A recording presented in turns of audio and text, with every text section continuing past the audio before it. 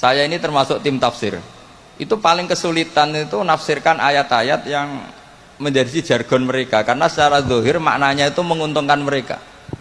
Saya ulang lagi, karena secara zahir itu maknanya menguntungkan mereka. Sehingga saya dulu ketika ditawarin jadi tim tafsir di UII, saya bilang saya mau asal fikihnya diserahkan saya. Berapa persen Pak? Ya 100%, kalau tidak saya tidak mau.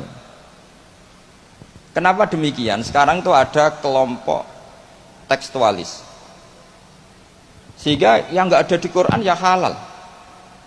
Misalnya Quran nggak mengharamkan tikus, mas, ya tikus berarti halal. Jadi yang nggak ada di Quran ya halal, kan kacau. Saya sering bilang ke mereka, nggak ada apa tidak tahu. Kalau nggak ada ya beda kalau sama dengan tidak tahu.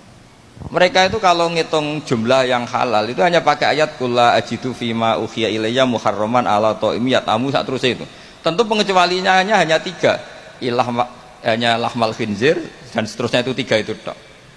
Tapi mereka tidak hafal bahwa di antara aturan umum Quran itu adalah wa yuharrimu alaihimul khobais, dan di antara ciri utama Rasulullah Muhammad adalah mengharamkan semua yang menjijikkan. Jadi tikus itu kira-kira kamu jijik enggak? Kotoran manusia jijik enggak? Kencing manusia itu jijik enggak? Ini sesuatu yang pasti haram karena termasuk apa? Al-khobais. Terus begini contoh dalam fikih lagi. Ini contoh terakhir, teman tenang saja di sini karena saya dipesan sambil nunggu Habib Anis ini. Orang menikahi mbaknya sekaligus nikahi adiknya kan tidak boleh. Al-jam'u bainal ukhtain. Jadi istri kamu pertama mbaknya sekaligus nikahi adiknya fi nikahin wahid, dalam nikah satu itu tidak boleh. Dan itu Quran hanya membicarakan itu, wa antajma'u bainal ukhtaini, di antara yang dilarang adalah menikahi mbak sama adiknya bersamaan. Andaikan itu diterjemah bebas, maka terus nanti ada ayat di berikutnya wa ukhilla lakum ma wara'a dzalikum, selain itu halal semua.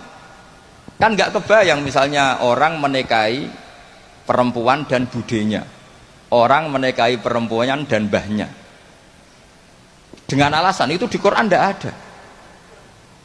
Maka saya berkali-kali bilang saya mau ikut tim tafsir asal fikihnya saya. Akhirnya ya saya terjemah wa antasma'u bainal ukhtain, dan tidak boleh mengumpulkan mbak dan adiknya. Saya tambahi sendiri dalam kurung juga perempuan dan budenya, juga perempuan dan bulenya, juga perempuan dan mbahnya, atau semua perempuan yang punya hubungan mahram. Harus ditambahi seperti itu. Karena dalam ilmu balaghah wa antasma'u bainal ukhtain adalah zikrul ba'di wa iradatil kul, menyebut sebagian. Jadi contoh haram adalah mengawini mbak dan adiknya.